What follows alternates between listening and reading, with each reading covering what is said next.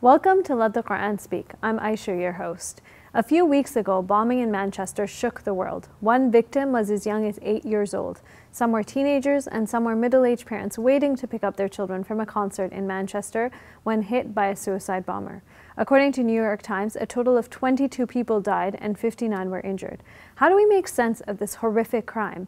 And how does someone commit such a crime in the name of Islam? Let's sit down and talk to Dr. Shabir Ally and try to make sense of this. Welcome to the show, Dr. Shabir. Pleasure to be on. So what do you make of the Manchester bombing that targeted specifically young children and teenagers?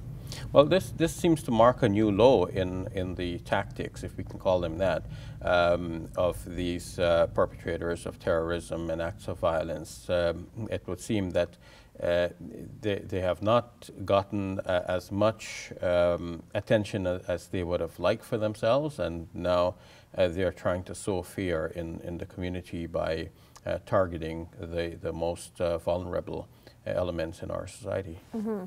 So, there have been some facts that did come up in this incident. The Salman, the guy who committed this crime, he was known to be a Muslim. Friends supposedly had reported him to the police for having extremist tendencies. There was a mosque that specifically banned him for having extremist views, and New York, I think it was, the Times reported that he was actually known to security services as an associate of ISIS recruiter. So in some ways, there's this big push of the Muslim community needs to condemn these kinds of attacks. Is the fact that the Muslim community and his friends and the community, they did come out and report him, is this in and of itself a form of condemnation, you think? Yes, definitely. It shows that the Muslim community is vigilant and they're doing what they can in looking at individual cases and weeding out such extremist elements from their midst. And of course, there has to be a coordinated effort between the Muslim community on the one hand, the security services on the other hand, and these have to go hand in hand in forwarding the mission of rooting out extremism and terrorism and violence. But the action of such a bomber is so bizarre, so unexpected, that even if security services are watching a person, they don't know what he's going to do until he actually does it. And obviously there are limitations. If somebody comes into the mosque and spouts rhetoric, he espouses violent tendencies in terms of words, then there's a question, at what point do we report him? Because we want to not cross a line and report a person too early, and we don't want to report too late. So we're always in this kind of catch-22 situation. And with security services, it's probably the same thing. They don't want to move in too early and nab a suspect, especially before a particular crime has been committed, because what are you going to accuse him of in the court of law? This is not the minority report situation where you know ahead of time for certain that this crime is going to be committed.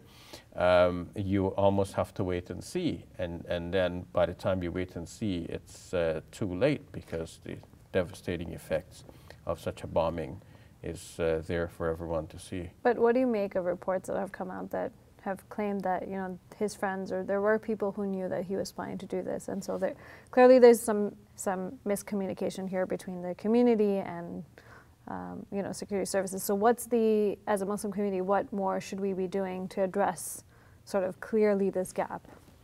Apparently the police are still on the hunt for accomplices and people who might have had a hand in it or knew for certain that this is going to happen. Others may have had some kind of vague idea that this person is up to something, but without knowing specifically what and when, and so on. What more needs to be done? I believe that the Muslim community needs to take this matter seriously and ask, why is it that that a certain element of our society resorting to such violence. When we say that Muslims are 1.6 billion in the world, we are quoting that big number to be very inclusive, to include all. Then it's a turnaround when some act is committed like this to say, well, okay, that's not us. Well, okay, so it's 1.6 billion minus all of these violent elements. So we're not so very clear. Do we include these in our community or not? But what is very clear is that often these are persons who have been associated with mosques. They are using Islamic elements. They have been citing verses of the Quran, references to the Prophet Muhammad, peace be upon him, Islamic tradition. Their goals sometimes are stated as the establishment of an Islamic state. So they're using Islamic terminology and ideas, and they seem to come from within that ethos. So Muslims have to seriously ask ourselves, how have we understood and explained Islam in our classical texts throughout our history, and how are we doing it now? And are we willing to overturn some of the ideas and classical rulings that were there that are giving rise to this kind of violent behavior? So let's say that there is a groundwork in which different things could be planted, and let's say we are the good crops that come out of that same soil. But if the same soil is producing some other plants that are poisonous, we have to ask, what do we do with this soil, and how do we nurture it and change it so that it only produces the good crop and it doesn't produce the poisonous one? So just using that example, in this situation, we know that one mosque actually did shun this individual out from the community. So my question to you now then, is that the approach? We find out someone has extremist views, we see clues of radicalization. Is the solution what was done here to shun them out from the mosques specifically? I think a judgment needs to be applied on a case-by-case basis. There was one argument for excluding them in that, okay, so you're not our business anymore, we have nothing to do with you. If anything goes down, we're very clear, you're not us. So that's exclusion. The other, there's an argument for the other side to say, okay, if you exclude them from the mosques, then they will get their Islam from the internet, and in that case, they will turn out to be more extreme than what we feared.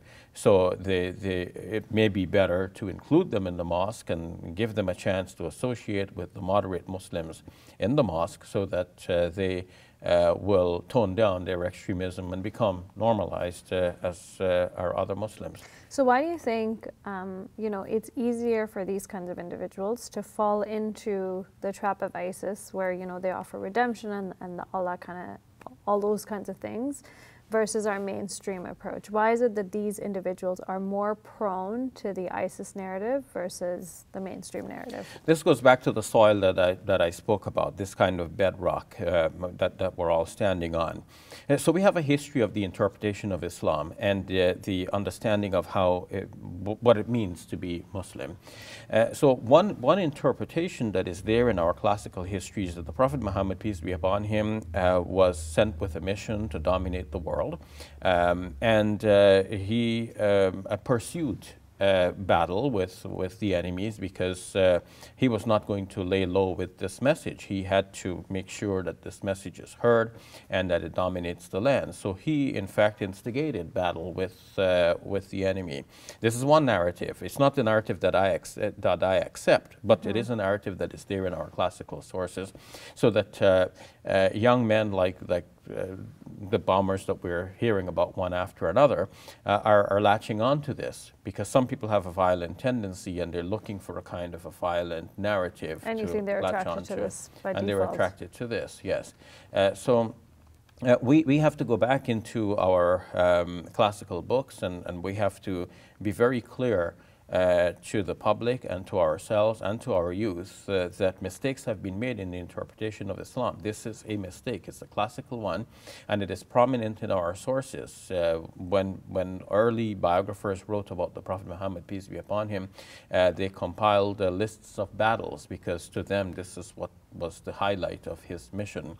Up to recently, there was a famed Pakistani scholar who was traveling the world, came to Canada many times giving lectures, and he was in fact promoting the idea that Muslims need to establish an Islamic state so that we can implement the details of Islamic Sharia, including the penal code of Islam.